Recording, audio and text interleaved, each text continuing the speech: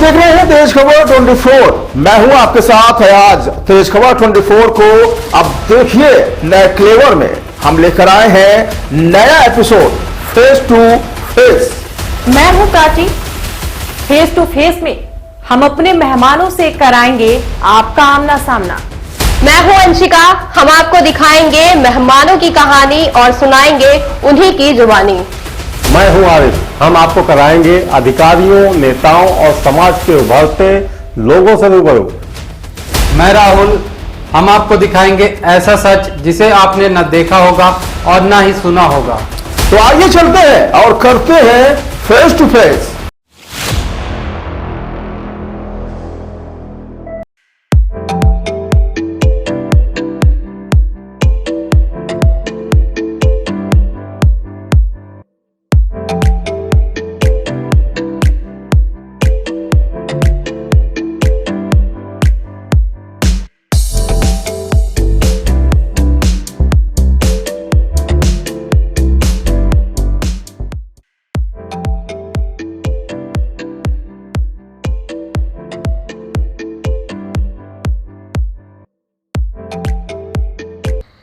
नमस्कार, स्वागत है आप सभी का एक बार फिर से हमारे इस चैनल में तेज खबर 24 के हमारे इस कार्यक्रम में फेस टू फेस पे। और मैं हूं आपके साथ अंशिका सिंह। आज हम आपको एक ऐसी शख्सियत से रूबरू कराने जा रहे हैं जिनके ऊपर रीवा के विकास की जिम्मेदारी है, या यूँ कहें कि रीवा के विकास की बागडोर इन्हीं के कंधों पर है। रीवा वो शहर जहाँ पर्यटक की क्षेत्र में अपने आप को एक बड़ा ही नाम दे रहा है और इसी नाम की वजह से रीवा का प्रदेश भर में नाम छाया हुआ है। तो चलिए अब हम आपको मुलाकात कराते हैं महापौर अजय मिश्रा बाबा जी से, जो वर्ष 1999 में वार्ड क्रमांक 17 के पार्षद, फिर दूसरे वर्ष 2009 में वार्ड क्रमांक 19 के पार्षद और फिर तीसरी बार वर्ष 2014 में वार्ड क्रमांक 17 से निर्वाचित हुए हैं। तो चलिए अब हम बात करते हैं महापौर अजय मिश्रा बाबा जी से।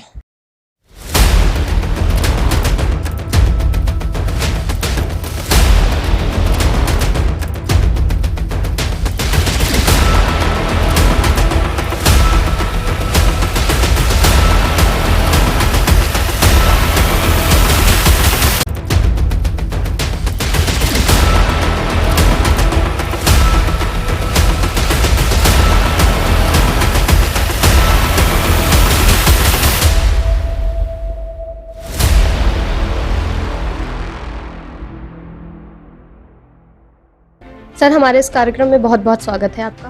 बहुत बहुत धन्यवाद तेज खबर को। सर, सबसे पहले तो हम आपसे यही जानना चाहेंगे कि आपने टिकट लिया, टिकट के बाद आपने चुनाव लड़ा और उसके बाद नतीजों तक का आपका यह सफ़र कैसा रहा? किस चुनाव का? महापौर का कि जब से मैं राजनीति में आया? महापौर के चुनाव की बात कर रहे हैं। देखिए, महापौर का जो ये चुनाव था, ये मेरे लिए मेरे जीवन का एक सपना था। मैं राजनीति में आया और राजनीति जब चालू किया तो एक परिकल्पना थी कि हम भी लोग पार्षद बन सकते हैं, महापौर बन सकते हैं, विधायक बन सकते हैं, सांसद बन सकते हैं। इस परिकल्पना पे हम लोग राजनीति चालू की। मैं 3 बार पार्षद बना, एक टर्म मैंने गैप कर दिया। बाबा महामृत्युंजय भगवान का ऐसा आशीर्वाद था कि कभी मैंने कोई चुनाव हारा नहीं, और जिसका मैंने सपोर्ट किया वो भी व्यक्ति कभी नहीं हारा। मैंने बहुत से पार्षदों से भी लड़ाई जब भी हो। ये महापौर का जो टिकट था, ये हमारे प्रदेश अध्यक्ष आदरणीय कमलनाथ जी की देन थी। हम हमारे पार्षद साथी और संगठन के हमारे 2-3 लोग, हम लोग सब गए उनसे 26 मई 2022 को अपॉइंटमेंट लेकर मिलने। जब टिकट मांगने गए तो उनसे मैंने बताया कि हम लोगों ने जनता के बीच में बहुत काम किया साहब, आप हमारे प्रदेश अध्यक्ष हैं, एक बार कार्यकर्ता को टिकट देकर देखिए। रीवा की जनता के मन में कांग्रेस है। रीवा की जनता कांग्रेस को लाना चाहती है। आप वर्कर को टिकट देकर देखिए, मैं आपसे वादा करता हूं कि मैं जीत दूंगा। मैं बड़ा शुक्रगुजार हूं उनका कि उन्होंने मेरी बात को गंभीरता से लिया, मेरी बात पे विचार किया। अब प्रदेश अध्यक्ष आदरणीय कमलनाथ जी ने हमें टिकट दिया। उसमें रीवा के जितने कांग्रेस के हमारे पॉलिटिकल लीडर थे, सब लोगों ने से मैं मिला, वर्तमान सांसद राजमणि पटेल जी से, जितने लोगों सबसे मैंने मिला और मैंने बताया कि इस दिन हम लोग पर्चा दाखिल करेंगे 16 तारीख को, और 16 जून को आप लोग सब लोग के लिए एक कार्यकर्ता को टिकट मिला है। पूरे कांग्रेस के लोग वर्कर को टिकट मिलने का ये परिणाम सामने आया कि सारे कांग्रेस के एक एक व्यक्ति इकट्ठा हो गए। हम लोगों ने पर्चा भरा और उसके बाद से कन्वेंसिंग चालू हुई, तो हमें ऐसा लगा कि ये चुनाव मैं नहीं लड़ रहा, ये चुनाव तो रीवा की जनता लड़ रही। जब मैं जाता था तो लोग बोलते थे कि आप ही चुनाव जीतोगे, हम आपके साथ हैं। तो हम ये सोचते थे कि ऐसा भी चुनाव होता है, क्योंकि चुनाव तो हम तो 32 साल से राजनीति कर रहे हैं, 30 साल से, तो हमने तो बहुत देखा है। हम सोचे कि चुनाव ऐसा भी होता है कि हर व्यक्ति ये बोलता है कि नहीं नहीं आप तो बस दूसरे जगह देखिए, यहाँ सब ठीक है, चुनाव आप ही जीतेंगे। ऐसा महसूस हुआ कि रीवा की जनता चुनाव लड़ रही है और उसका ये परिणाम निकला कि आज मैं रीवा का महापौर। दौरान जब हम लोग कन्वेंसिंग कर रहे थे, काउंटिंग यहाँ वोटिंग लेट थी, एक महीना करेक्ट हम लोगों ने प्रचार किया। उस बीच में तमाम बार घूमने का मौका मिला। वो गली वो कूचे जहाँ कभी हम नहीं गए थे वहाँ जाने का मौका मिला। वहाँ समझ में आया कि जो रीवा का विकास बताने वाले लोग हैं उन्होंने फर्जी बातें की। विकास तो होता है शहर के उस अंतिम वार्ड के अंतिम छोर के, उस गरीब आदमी, वो मध्यम वर्गीय परिवार, वो मास्टर बाबू पटवारी जो होते हैं, बड़े मुश्किल से घर बनवाते हैं, सस्ती ज़मीन लेकर, चलने के लिए सड़क नहीं, जल निकासी के लिए नाली नहीं, पीने के लिए पानी नहीं, स्ट्रीट लाइट नहीं। उन लोगों ने बोला कि हमें तो 20 साल से चला जा रहा है, यहाँ पर तो कुछ है ही नहीं है, हमसे हर बार झूठा वादा किया जाता है, ये हम रीवा में विकास की गंगा बहा देंगे, पर यहाँ कुछ नहीं है, सब जीरो है। एक आशा एक उम्मीद के साथ रीवा की जनता ने एक सेवक को चुना और वो सेवक 1 अगस्त को शपथ लिया और आज 2 फरवरी 2023 है, ठीक 1 तारीख को 6 महीना पूरा हुआ। और इस 6 महीने में मैंने पूरी ताकत लगाई। मैं आज भी मैदान में खड़ा हूँ। मेरे को ऐसा लगता है कि मैं अभी भी चुनाव ही लड़ रहा हूँ, क्योंकि जिन लोगों को उम्मीद थी कि मेरी सड़क बन जाएगी, मेरी रोड नाली बन जाएगी, पीने को पानी मिल जाएगा, वो लगातार हमसे फ़ोन में बात करते हैं, मिलते हैं, कुछ ना कुछ काम करने के लिए मैं लगा रहता हूँ। उस कड़ी में मैंने 42 करोड़ रुपए का खाली निर्माण कर दिया, जिसमें पानी नहीं जुड़ा, पार्क, सड़क और नाली। 42.5 करोड़ का टेंडर, ये रीवा के इतिहास में 25 साल हो जाएंगे। 25 साल हो गए नगर निगम को महापौर देते हुए। पहला ऐसा महापौर है जिसने 6 महीने में 42.5 करोड़ का टेंडर किया। आंकड़े होते हैं, कोई फर्जी बात नहीं करते। आप नगर निगम के वेबसाइट में डालिए 1 अप्रैल 2022 से 31/12/2022 तक में क्या 42.5 करोड़ की निविदाएं निकाली गई। एक उपलब्धि मैंने ये हासिल की। 1.5 करोड़ की लाइटों का टेंडर। कुछ दिन बाद आपको रसिया मोहल्ले से प्रकाश चौराहे तक, जैसे महानगरों में झूमरबाई लाइटें लगी रहती हैं, उस तरह की लाइटें दिखेंगी। पूरे शिल्पी प्लाजा प्रेमाइसेस में डेकोरेटिव पोल दिखेंगे। बाबा महामृत्युंजय के मंदिर में कलर लाइट दिखेगी। ये सारी व्यवस्था हम लोगों ने चालू की है। तो शहर क्या होता है, शहर का डेवलपमेंट कैसा होना चाहिए, एक परिकल्पना थी, एक सपना था,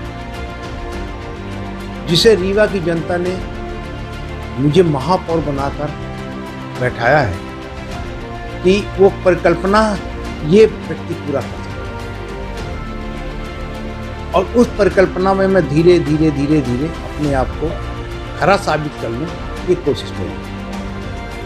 सर, राजनीति आपको विरासत में मिली थी, आप राजनीति में खुद आए हैं। देखिए, आप जो बोल रही हैं बात सही है, राजनीति जो विरासत की है। मेरे बाबा स्वर्गीय पंडित भाईलाल मिश्रा 52-57 2 पंचवर्षीय विधायक थे। पहले विंध्य प्रदेश के थे, जब विंध्य प्रदेश मध्य प्रदेश बना, में मर्ज हुआ, तो फिर मध्य प्रदेश के हो गए। तो 2 पंचवर्षीय विधायक थे। मेरे पिताजी डिप्टी डायरेक्टर एग्रीकल्चर थे। मेरी माताजी हाउसवाइफ थी और हमारा बड़ा ख़ानदान था। बहुत सी ज़मीनें मीनें थी हम लोगों के यहाँ, किसी चीज़ की कोई कमी नहीं थी। एजुकेटेड फैमिली थी। उस एजुकेटेड फैमिली में सबसे पढ़ा लिखा व्यक्तिगत जो आपके सामने बैठा वो रीवा महापौर थी। और मैं जब फर्स्ट ईयर में पहुंचा जनता कॉलेज में, उसके पहले भी हम लोग जब स्कूल में पढ़ते थे, हम लोग लीडरशिप करते ही रहते थे। आरक्षण का मुद्दा उसी समय आया था। जनरल प्रमोशन मिला लोगों को, उसमें हम लोग थे। 84 में 83 में आरक्षण का मुद्दा बहुत ज़्यादा था। ये सब चीज़ें थी। और जब जनता कॉलेज में आए फर्स्ट ईयर में, तो उपाध्यक्ष का चुनाव लगा। वोटिंग के पहले ही स्टे हो गया। इसके बाद चुनाव में बैन लग गया। फिर NSUI ज्वाइन किया, युवा कांग्रेस में ज्वाइन किए। फिर जो हमारे पुष्पराज सिंह हैं, आज वो युवराज थे, फिर हम लोग उनके साथ पॉलिटिक्स करने लगे। 89 में राजमाता प्रवीण कुमारी जी लोकसभा का चुनाव लड़ी कांग्रेस से। हम लोग उस समय यूथ कांग्रेस में थे। हम लोगों ने बड़ी कैंपेनिंग की। ये राजनीति धीरे धीरे धीरे धीरे जिहाद में घुसती चली गई। और 1999 में वार्ड नंबर 17 से कांग्रेस पार्टी के टिकट से पार्षद बना। इसके बाद 2009 में वार्ड नंबर 19 से टिकट मांगे, नहीं दिया। वार्ड के लोगों ने मेरे को निर्दलीय लड़ा। निर्दलीय लड़ने के बाद भी मैं कांग्रेस का ही रहा। पार्टी से हमको निष्कासित कर दिया गया। पचौरी जी थे, उन्होंने मुझे फिर पार्टी में वापस किया। मैं फिर पार्टी ज्वाइन किया। मैं कांग्रेस में ही था। फिर 2015 में ये हुआ कि वार्ड नंबर 17 से रिपु दमन सिंह चुनाव लड़ेंगे। रिपु दमन सिंह 2 बार के स्पीकर थे। दादा उस समय थे, उन्होंने बुलाया, बोला वार्ड नंबर 17 में कोई प्रत्याशी नहीं, हम चाहते हैं कि तुम चुनाव लड़ो। हमने कहा आपका आशीर्वाद, जैसा आपका निर्देश होगा। उनका पैर छुए और चुनाव में लग गए, चुनाव जीते। सारे जो हमारे पार्षद साथी थे उन लोगों ने पार्षद दल का कांग्रेस का नेता बनाया, और हमने उस समय जब मैं कांग्रेस पार्षद दल का नेता मैं बना, तो उस समय हमने जो जो नगर निगम में भ्रष्टाचार चालू थे, उसमें समदरिया तक के जो मामले थे, समदरिया को ऑडिटोरियम दे देना, उसको नगर निगम ने किराए मतलब 10 साल की लीज में दे देना, ये सब जितने भी मुद्दे थे सब मुद्दों को मैंने बेबाकी से उठाया, और उन मुद्दों पे सारे में मेरे को सफलताएं मिली। जनता के बीच में मेरा विश्वास जमा, और जब 2022 में महापौर का इलेक्शन का डिक्लेयर हुआ, रीवा सामान्य सीट हुई, आदरणीय कमलनाथ जी ने हमको टिकट दिया। हमारे प्रदेश प्रभारी आदरणीय प्रताप भानु शर्मा जी, जो हमारे रीवा के प्रभारी हैं, और आज जो जिला अध्यक्ष हैं हमारे बड़े भाई आदरणीय राजेंद्र शर्मा जी, इनकी बड़ी अच्छी भूमिका थी, कुशल संचालन किया उन्होंने। प्रताप भानु शर्मा जी ने पूरी कांग्रेस को एक किया, और उसका परिणाम ये हुआ कि 10,500 से ऊपर वोटों, 10,500 वोटों से हम लोग चुनाव जीते। पृष्ठभूमि तो मेरी राजनीतिक ही है, मेरे बाबा विधायक थे, पर मेरे घर में और उनके सिवाय चाचा के लड़के लोग सब लोग करते थे पॉलिटिक्स वॉलिटिक्स। जनपद उपाध्यक्ष हुए, हमारे यहाँ सरपंच हमेशा ही रहते थे, पर मैं बेसिक रहने वाला सीधी में सिहावल है, तो मैं रहने वाला वहाँ का, मैं पैदा ही यहीं हुआ। 80 साल पहले हमारा मकान बन गया था यहाँ, तो हम लोग यहीं रह गए, तो हमने अपनी कर्मभूमि यहाँ बना ली और यही राजनीति चालू कर दी। आज इस मुकाम पे आ गए। सर, अभी आपने समदड़िया की बात की, तो जैसा कि आपको पता है कि कांग्रेस हमेशा से समदड़िया का विरोध करती आ रही है, तो अब आप महापौर बन गए हैं, तो इस पर कोई कार्रवाई क्यों नहीं हो रही है? क्या है कि पुनर्गठनीकरण योजना के तहत उनको सारी टेंडर दिए गए, वो नगर निगम से रिलेटेड नहीं है। उसमें साधिकार समिति होती है, 5 प्रमुख सचिव उसके चेयरमैन की एक कमेटी होती है, वो ये सारे निर्णय लेते हैं। अभी जैसे एक मामला चल रहा सिरमौर चौराहे, उसमें नगर निगम का हस्तक्षेप आएगा, क्योंकि 42 दुकानें 80 दुकान जो है वो नगर निगम की, उनको हमने 2022 तक की लीज रिन्यूअल कर रखी है। अब जब उनको गिराने की बात आएगी तो वो मामला हमारे यहाँ आएगा। अब वो किस रूप में भेजते हैं हाउसिंग बोर्ड वाले,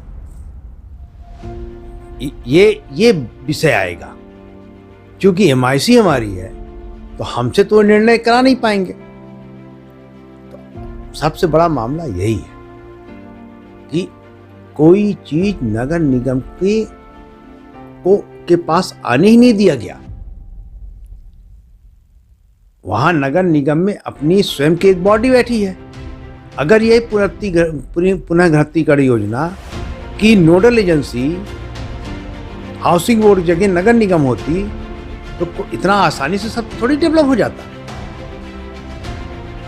कि जहां इच्छा हो वहां बना दो, जहां इच्छा हो वहां तोड़ दो, किसी से अनुमति लेने की जरूरत नहीं है। आज जो रीवा असुनियोजित विकास की ओर चल रहा है, एक सड़क रताहरा से चौराहा आज भी निर्माण कार्य चल रहा है, 18 वर्षों से लगातार चल रहा है। जितना पैसा इस सड़क में लगा, अगर उसकी काउंटिंग की जाए तो रीवा शहर की सारी सड़कें दोबारा बन जाती। आज भी जाम के हवाले है पूरा शहर। ये फ्लाईओवर तो व्यवसाय है,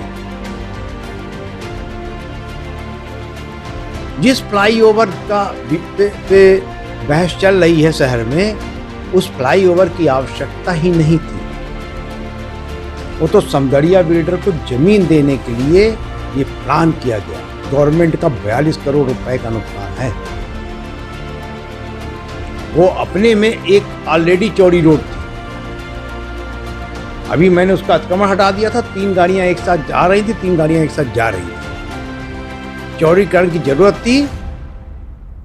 सरदार सुभाष चंद्र बोस तिराहे से नीम चौराहे तक ये रोड, यूनिवर्सिटी वाली रोड, अपने आप में चौड़ी थी, बीच में डिवाइडर लगा हुआ था। फ्लाईओवर बनाना, सिर्फ संतरिया को जमीन देना कि फ्लाईओवर के नाम पे हम ये बताएंगे कि ये विकास हो रहा है। अब फ्लाईओवर के नीचे दुकानें आ जाएंगी जो सुरक्षा के दृष्टिकोण से उचित नहीं है। 15 मीटर इनको पीछे कर दो, तो अब 15 मीटर तो पीछे जाएंगे नहीं, तो वो 15 मीटर से लेकर 100 फीट तक की जगह आप समदरिया को दे दे और समदरिया उसके एवज बना दे। भाई आप 15 फीट उनको दे दीजिए पीछे, 15 मीटर के बाद 80 बाई 80 की दुकान उनको बनाने के लिए, और समदरिया को पूरा शहर बेच दीजिए। सिविल लाइन में 56 मार्केट बनेगा। सिविल लाइन किसी शहर की जान होती है। एक शांत, सुंदर, सुव्यवस्थित इलाका जिसे सिविल लाइन कहा जाता है, वहां 56 मार्केट बनाएंगे, वहां पार्क बनाएंगे। क्योंकि कृष्णा राज कपूर ऑडिटोरियम में पार्किंग नहीं है, उसकी पार्किंग बनाने के लिए पूरी प्लानिंग। कि जो जमीन का खेल, भूमाफिया बनना, असुनियोजित विकास, हर जगह अपनी ठेकेदारी करना, जो ये चरित्र है, ये जनता को मालूम है। आज भी यह कहना है कि विधानसभा चुनाव के बाद बाबा गुम हो जाएंगे, क्योंकि रीवा का जो विकास है वो सिर्फ राजेंद्र शुक्ला कर सकते हैं। तो सर, इस बात में कितनी सच्चाई है? देखिए, रीवा का विकास राजेंद्र शुक्ला कर सकते हैं, ये बात तो बाबा महापौर बनते ही घुमा दिए। आज के समाचार पत्रों में जो मैंने अपनी रिपोर्ट दी है, वो सारा रीवा पढ़ रहा है। ऑनलाइन का जमाना है, झूठ बोल नहीं सकते। और इलेक्ट्रॉनिक मीडिया, प्रिंट मीडिया और सोशल मीडिया में तो आप बिल्कुल झूठ नहीं बोल सकते। अगर रीवा के विधानसभा के बाद बाबा गुम हो जाएंगे, तो 42 करोड़ का टेंडर बाबा ने कैसे करा दिया?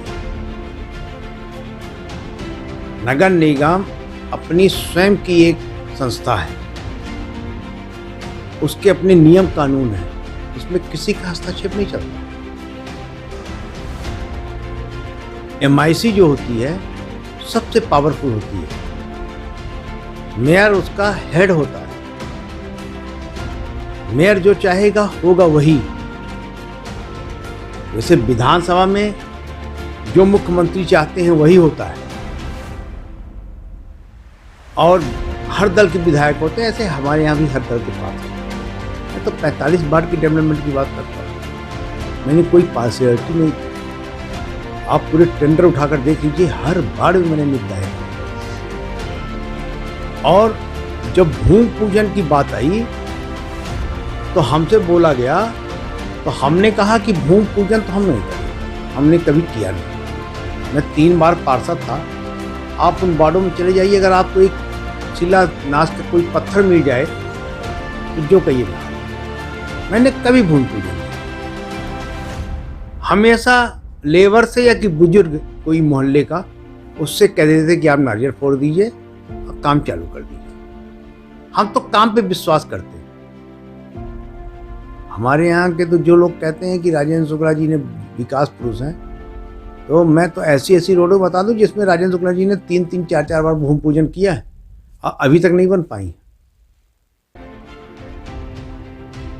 पंडाल लगते थे, लाखों रुपए संविदाकार का खर्चा होता था, और फिर वो भ्रष्टाचार से उसको कमाता था। सब कुछ बंद कर दिया। 27 रुपए का खर्चा है। जनता के पैसे की, ये टैक्स पेयर का पैसा होता है, जो संपत्ति कर ये सब कुछ दिया जाता है, उसका पैसा है। उस पैसे से ये भूमि पूजन करते थे। हमने उसको रोक दिया। चुनाव हम जीते, महापौर बने, हमारे घोषणा पत्र में है कि अप्रैल 2022 में जो संपत्ति कर, जल कर, शिक्षा उपकर और कचरा का कर बढ़ाया गया है, उसे हम कम करेंगे। हमने अपने घोषणा पत्र में दिया, मार्च में MIC करके हम उसको कम करने के लिए परिषद में भेजेंगे। परिषद उनकी है, निर्णय नहीं। अगर जनता के सेवक हैं और जनता से बड़ा प्यार है, मैं आपको बता दूं, अधिनियम में है और नियम में है, दोनों में, कि जब महापौर या पार्षद निर्वाचित नहीं होंगे तो नगर निगम संस्था में उसकी मॉनिटरिंग,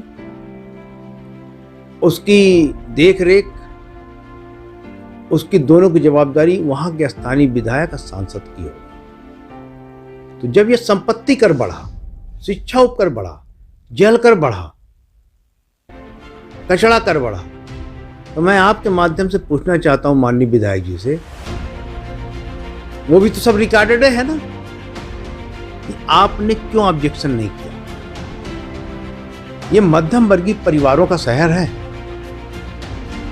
हम जब मई में NOC बनाने के लिए भेजे, तो जिस घर का हम संपत्ति कर 1900 दे रहे थे, 4100 रुपए लगा।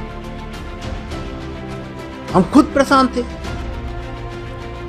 100 रुपए की जगह पहले 125 हुआ, फिर 175 रुपए नल का बिल हो गया। कचरा का कर तो स्क्वायर फीट में लगता है। 1100-1150 से ऊपर स्क्वायर फीट का जो कमर्शियल एरिया होगा, उसका दुगना हो जाता है। शिक्षा ऊपर कई गुना बढ़ गया, जो सिर्फ संपत्ति करके 5% लगना चाहिए। ये स्थितियां हुई। इसकी जवाबदारी वो नहीं लेंगे। इसकी जवाबदारी वो बताते हैं कि आपने घोषणा पत्र में लिखा है कि हम कम कर देंगे। हम तो बोल रहे हैं हम कम करेंगे, हम झूठ कहाँ बोल रहे हैं। हमने एकल खिड़की योजना चालू कर दी। आप लोग मॉनिटरिंग करने वाले हो, 6 महीना हो गया। नहीं तो सुबेरे से शाम तक मृत्यु प्रमाण पत्र, गरीबी रेखा का राशन कार्ड, जन्म प्रमाण पत्र के लिए लोग आजकल सिफारिश कराते थे। उसकी निगरानी हम करते हैं। रीवा की 2 विभूतियां जो कि पूरे हिंदुस्तान में अपना नाम रोशन की, स्वर्गीय महाराजा मार्तंड सिंह और स्वर्गीय पंडित श्रीनिवास तिवारी की दोनों प्रतिमाओं का मैंने टेंडर करवा दिया लगाने के लिए। 50 लाख का टेंडर निकल गया। कुछ दिन में भर के अब आ जाएगा, मूर्तियों का काम चालू हो जाएगा। उससे अधिक का काम करा दिया। विकास खत्म नहीं होगा। राजेंद्र शुक्ला रहें या न रहें, विकास एक प्रक्रिया है, वो चलता रहेगा। हवाई पट्टी के विस्तार के नाम पे किसानों की 290 एकड़ जमीन 20 लाख रुपए एकड़ के नाम से मुआवजा पे ली जा रही, जिस जमीन की कीमत 2 करोड़ एकड़ है। फिर किसी एयर कंपनी को ठेका मिल जाएगा उसका, BOT के तहत 30 साल, 40 साल, 45 साल के लिए वो अनुबंधित कर लेगा। फिर वो भी किसी एयरक्राफ्ट कंपनी से 12 सीटर 14 सीटर प्लेन उड़वाएगा। ये मिडिल क्लास फैमिली का शहर है। AC फर्स्ट क्लास में जाने की औकात नहीं हम लोगों की, मेरी तो खुद भी नहीं है, तो लोग AC फर्स्ट क्लास में चल नहीं पाते हैं। 10,000 रुपए देकर यहाँ से दिल्ली भोपाल कौन जाएगा? कुछ दिन में कंपनी बंद हो जाएगी।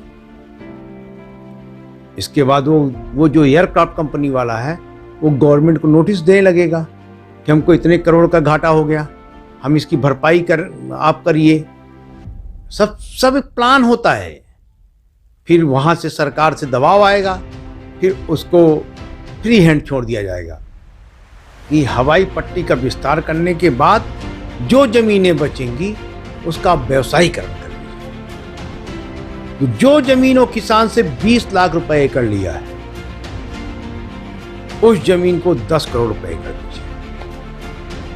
नागेंद्र सिंह जी ने अभी जब टनल का उद्घाटन हुआ, उन्होंने खुद बोला कि यहाँ के लोगों को रोजगार नहीं दिया गया। ये सत्ता पक्ष के विधायक हैं, 4 बार के मिले हैं। अगर उनका ये आरोप है तो गलत आरोप नहीं।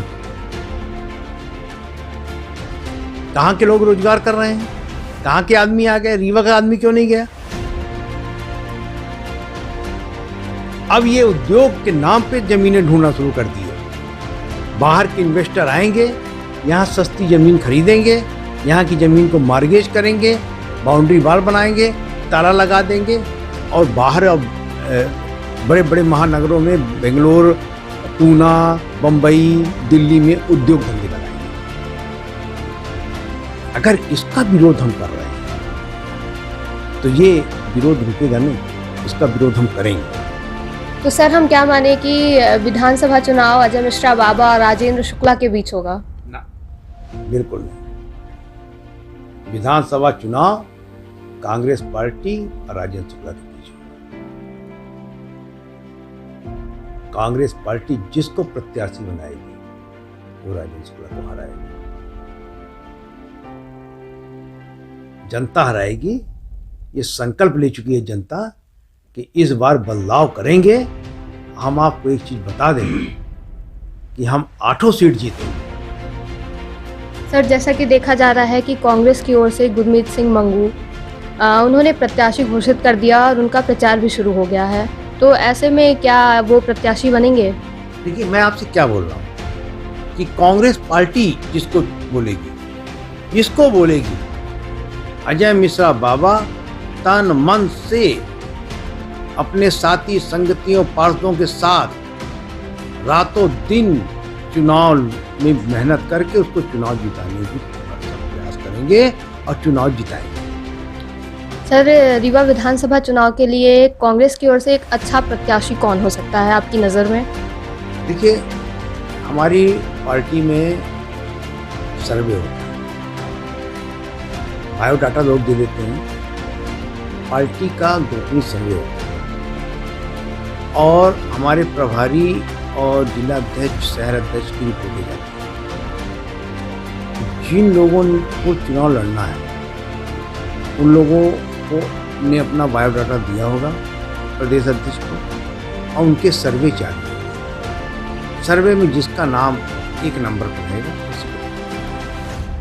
सर शहर की बात कर रहे हैं तो बहुत सारे जगह पे अभी भी अतिक्रमण है, तो उसे क्यों नहीं हटाया जा रहा है? देखिए, हम लोग अतिक्रमण को चिन्हित कर रहे हैं।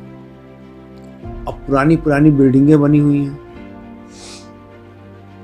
दिक्कत यह है कि अगर अतिक्रमण हम पुरानी बिल्डिंग गिराते हैं तो ये देखना पड़ेगा कि उससे कितनी क्षति हो रही, फिर वो उस हैसियत का आदमी है कि उसको सह सकता है। एक दिन में तो बिल्डिंग बनी नहीं, उसमें हमारे नगर निगम का दोष है। जब नगर निगम के उस समय के जो कर्मचारी अधिकारी थे उनको उसको रोकना चाहिए, उन्होंने रोका नहीं और उसके कारण ये अवैध अतिक्रमण बढ़ते चले गए। प्रयास हमारा चल रहा है कि हम अतिक्रमण मुक्त रीवा करें और जो नक्शा के विपरीत बन रहे हैं उनकी कंपाउंडिंग कर रहे हैं, जो कंपाउंडिंग में भी नहीं आ रहे उनको गिराएं। देखा जा रहा है कि ट्रैफिक की व्यवस्था जो है हमारे शहर में बहुत ही बुरे हालात हैं उसके, या तो ये कहें कि वाहनों की या ऑटो के लिए पार्किंग की व्यवस्था भी नहीं है, तो इसमें क्या आपने कोई प्रयास किया है? देखिए, हम लोग जगह की तलाश में थे। अभी 7-8 महीना पहले सिरमौर चौराहे के पास एक सब्जी मंडी बनाई गई और पार्किंग बनाई गई। 70-80 लाख के लगभग रुपया नगर निगम का खर्च। हमने आयुक्त को पत्र लिखा है कि किसके निर्देश पर ये पैसा खर्च किया। और अब वहाँ पर सौंदर्या जी ने अपना पूरा मार्केट बनाने के लिए उसको बैरिकेड कर दिया। तो जब हमको जगह मिलेगी मध्य प्रदेश शासन से तभी कहीं पर हाकर्स कॉर्नर बनेंगे ठेला के लिए, और कहीं पर ऑटो के लिए पार्किंग स्थल बनेंगे। जगह ही नहीं है तो हम उन गरीब व्यवसायियों को बताइए कहाँ करते। अब वो अगर जगह हमको देते हैं यूनिवर्सिटी के नीचे, तो वहां तो कोई मार्केट में सब्जी खरीदने जाएगा नहीं। तो ये समस्या जो है, रीवा की जितनी बेशकीमती जमीनें हैं उनको बेच देने के कारण हुई है। एक जगह हमने तैयार की गंगा का चार, वहाँ पर ठेला लगवाए, हम लोग जब पार्षद थे उसको भी बेच दिया गया। इस तरह की जो ज़मीनें बेचने का धंधा चला, उससे रीवा को बड़ा नुकसान उठाना पड़ा। और रीवा का जो ठेला व्यवसायी है और ऑटो व्यवसायी वो सड़क में खड़ा हो, जिसके कारण जाम की स्थिति। आपने अपने चुनावी घोषणा पत्र में जो भी आपने किया था, तो वो आपने अभी कितना पूरा कर लिया है और कितना अभी बाकी है? देखिए, चुनावी घोषणा पत्र पे ही अपना काम चल रहा है। चुनावी घोषणा पत्र में हमने कहा था कि सीवरेज से डैमेज सड़कों को बनाया जाएगा। हमने अभी 4 सड़कों का डामरीकरण का टेंडर कराया। आज हम और आयुक्त और हमारे निर्माण के प्रभारी धनेन्द्र सिंह, ये सब लोग गए थे, इंजीनियर सब लोग वहाँ पर देखने।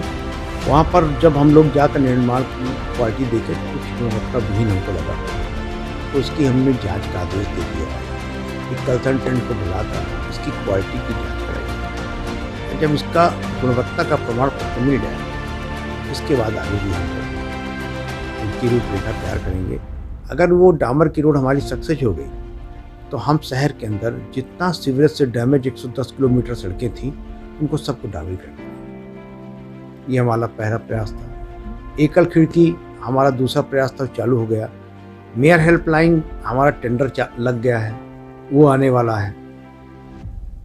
आपको संपत्ति कर के बारे में बता ही दिया। घर घर पानी पहुंचाएंगे, 158 करोड़ की योजना हमारी तैयार रखी हुई है।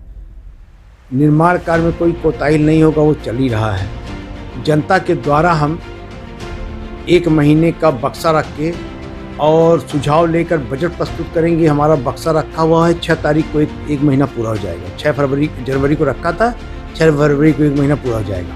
उसको खोल के देखें कि जो सुझाव आएंगे उसके हिसाब से बजट बनवाएंगे।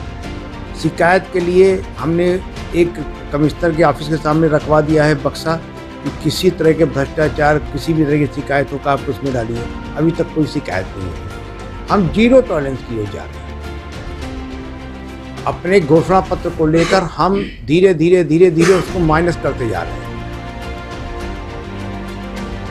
हम उसको पूर्ण तब मानेंगे जब 90% घोषणा पत्र पे काम हो जाएगा। सर, जैसा कि सब जानते हैं कि महापौर जो होते हैं वो शहर के नब्ज़ को बहुत अच्छे से समझते हैं और वो मतलब पूरे अच्छा देख रेख करते हैं। तो ऐसा क्या है, कोई ऐसी पब्लिक इन्फॉर्मेशन सिस्टम या यूँ कहें कि कोई आपने कोई वो निकाला हो कि जिससे जनता जो है अपने सुझाव रख सके? कोई प्लेटफॉर्म निकाला हो आपने? मैं जनता से डायरेक्ट रूबरू रहता हूँ। फ़ोन 24 घंटा मेरे पास रहता है। अगर हमने कॉल नहीं उठाया तो हम कॉल बैक करते हैं। वो हमको बता देते हैं कि हाँ ये समस्या है, ये समस्या है। अगर रीवा शहर में है तो 12 से 2 ऑफिस नियमित बैठना ही बैठना है। वहाँ लोग आते हैं, उनकी समस्याओं का निराकरण करते हैं। फिर अपने कुछ लोग हैं जिनको लगा रखा है कि आप कहीं पर गड़बड़ी हो रही है, उसकी जानकारी शहर में निकलते हैं, देखते हैं कि वसूली करने वाला रसीद पकड़ा रहा ट्रक वाले को, तो तुरंत गाड़ी सुधार के उसकी रसीद ले लेते हैं। देखते हैं सही पकड़ा रहा नहीं गलत। बहुत जगह हमने ऐसे चेक किया और ये सुधार के वो खुशी है कि अब धीरे धीरे ये आवाज़ कम हो रही है, क्योंकि आवाज़ तो आती आप ही के चैनल से है। तो अगर आपके चैनल में इस समय आवाज़ बंद है, यानी कि शहर सुधार की ओर है। सर, आप और निगम परिषद अध्यक्ष वेंकटेश पांडे जी बचपन के दोस्त हैं, तो सर इस राजनीतिक प्रतिद्वंदिता में क्या दोस्ती में भी क्या कोई फ़र्क आया है? नहीं, कोई फ़र्क नहीं आया दोस्ती में। मेरा साथी है वो, और बचपन के साथी तो नहीं हम लोग, और जब से साथ हुआ तो दोनों जन के बड़े पारिवारिक संबंध हैं। मैं उनके पारिवारिक कार्यक्रमों में सम्मिलित रहता हूँ एज ए गार्जियन। मेरे से छोटे हैं, वो मेरे छोटे भाई की हैसियत से रहते हैं। और जब हम राजनीति के फील्ड में आते हैं तो मैं उनको भारतीय जनता पार्टी का ही देखता हूँ, और उसमें फिर कोई समझौता अजय मिश्रा द्वारा नहीं किया जाता। न मैं कभी समझौतावादी था और न मैं भविष्य में बनना चाहता हूँ। सर, अब जो विशेष बात आती है वो है नगर निगम में भ्रष्टाचार, जो कि हर जगह व्याप्त है। फिर चाहे आप फुटपाथ पे बनी दुकानें देखें या फिर पार्किंग, तो इस विषय में आप क्या कहना चाहेंगे? देखिए, बड़ी समस्या है कि फ्लाईओवर के नीचे पार्किंग का ठेका कर दिया। पार्किंग है ही है, ठेला वालों के लिए हाकस कानून नहीं है।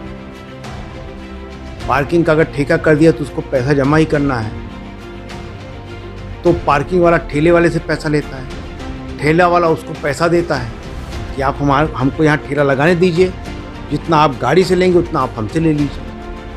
तो कहता हमारा नुकसान होगा, तो कहता है कि आप 6 घंटे का हमसे 50 रुपये ले लीजिए। 1 घंटे का 10 रुपये लेते तो 6 घंटे का 50 रुपये ले लीजिए। ये एक इंटरनली समझौता चल रहा है इनका। अगर हम हटाते हैं वहां से तो उनको बोलते हैं हमको जगह दीजिए। जगह हमारे पास है नहीं, जगह सारी बिक गई। प्लान ही नहीं किया, गरीब व्यवसायियों के लिए प्लान ही नहीं किया। जो गरीब व्यवसायी है वो कैसे जीवन यापन करे, उनके लिए कोई प्लान ही नहीं हुआ। उसका परिणाम है पूरा शहर जाम गया। माध्यम से, हमारे चैनल के माध्यम से जनता से कुछ कहना चाहेंगे विकास के बारे में, या कुछ भी किसी से भी रिलेटेड बात? मैं आपके चैनल के माध्यम से रीवा की जनता से अपील करना चाहूँगा कि 6 महीने पूरे हो गए, नया साल चालू है। आने वाला समय आपका है। रीवा को सुंदर, सुव्यवस्थित, स्वस्थ और सुरक्षित बनाने में आपकी ही महती भूमिका है। आप अपनी महती भूमिका के तहत रीवा को स्वस्थ बनाने के लिए और स्वच्छ बनाने के लिए अपने अपने घरों का कचरा सड़क में ना फेंकें, नालों नालियों में मत डालें, जो गाड़ियाँ आती हैं उसमें डालें, उसमें दें। अगर कोई गाड़ी नहीं आता है तो टोल फ्री नंबर उसमें कंप्लेन करें, सुपरवाइजर को कंप्लेन करें। अगर उसके बाद कोई नहीं सुनता है तो मैं आपका कंप्लेन वाला आदमी बैठ ही गया हूँ, आप हमें कंप्लेन करके बताइए। रही विकास की बात, तो मैं आपको ये पूर्ण विश्वास दिलवाता हूँ कि मेयर और मेयर इन काउंसिल से बड़ा नगर निगम में कुछ नहीं होता है। बीच में लोगों ने भ्रामियां फैलाई कि परिषद कुछ नहीं होती। परिषद मेयर के द्वारा भेजे गए एजेंडे पे चर्चा का विषय होती है और परिषद अध्यक्ष उस दिन परिषद का संचालन करते हैं, सिर्फ मात्र उसके लिए बनाए जाते हैं। तो विकास कार्य कहीं अवरुद्ध नहीं होगा और न मैं विकास कार्य अवरुद्ध होने दूंगा। आप जितना अधिक हमारा सहयोग करेंगे, अपना टैक्स पेड करें। बिल्कुल, मैं एकदम आपको साफ साफ बोल रहा हूँ कि अपना टैक्स हर महीने पेड करिए, हर साल पेड करिए। जलकर हर साल दीजिए, स्वच्छता कर हर साल दीजिए। आप बिल्कुल देते रहिए। आपका रीवा सनय सनय सनय सनय एक महानगर के रूप में विकसित हो जाएगा। आपको गर्व होगा कि आप उसी रीवा में रह रहे हैं जो रीवा एक कचड़े का ढेर हो गया। सर, अब थोड़ा सा व्यक्तिगत सवाल रहेगा, मतलब आपकी पढ़ाई वगैरह कहाँ से हुई है, ये थोड़ी हमारे दर्शकों को बताइए। देखिए, मैं 11वीं तक तो मॉडल स्कूल में पढ़ा, इसके बाद मैं जनता कायम चला गया, BSc किया, फिर पढ़ाई अपनी खत्म। इसके बाद हम राजनीति में आ गए। कोई पर्टिकुलर खेल ऐसा नहीं था कि मेरा कोई चूजिंग था, जो खेल मिले वही आप खेल लेते थे। राजनीति में अधिक फोकस था। ज़मीन हमारे पास बहुत है, कृषि अपना मूल व्यवसाय है। किसानी से जो पैसा आता है उसी से परिवार चलता है। मेरी पत्नी है और 2 बच्चे हैं। बेटा 11th में पढ़ रहा, बेटियाँ 6 में पढ़ रही। मेरी पत्नी AA में है, B.Ed है। हाउस वाइफ के साथ साथ मेरा वो ये कहिए कि जो कहते हैं कि बैकबोन, वो बैकबोन है और मेरे राजनीति में उनका बहुत बड़ा योगदान है।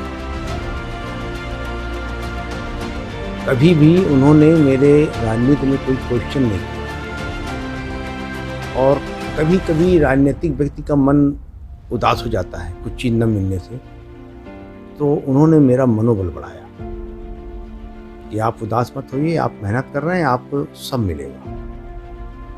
तो मैं तो बड़ा शुक्रगुजार हूँ बाबा महामृत्युंजय भगवान का कि मेरे माता पिता का आशीर्वाद बहुत था मेरे ऊपर। एक अच्छी पत्नी, 2 अच्छे बच्चे मिले, बहुत संतुष्ट हूँ। मेरी जीवन शैली इतनी ही है, मेरे अंदर कोई हवस नहीं है, न मेरे को पैसे का लालच है न रुपए का लालच है।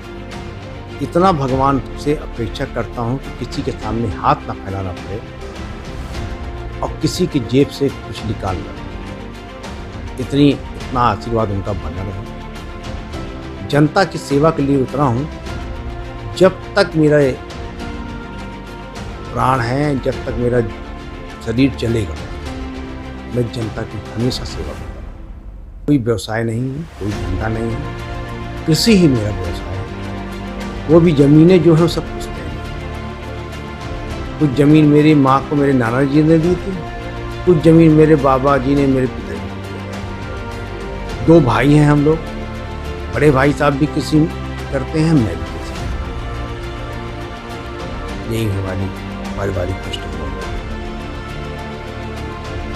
सर बहुत बहुत धन्यवाद, आपने तेज खबर 24 को अपना बहुमूल्य समय दिया। धन्यवाद आपको और आपकी पूरी टीम को।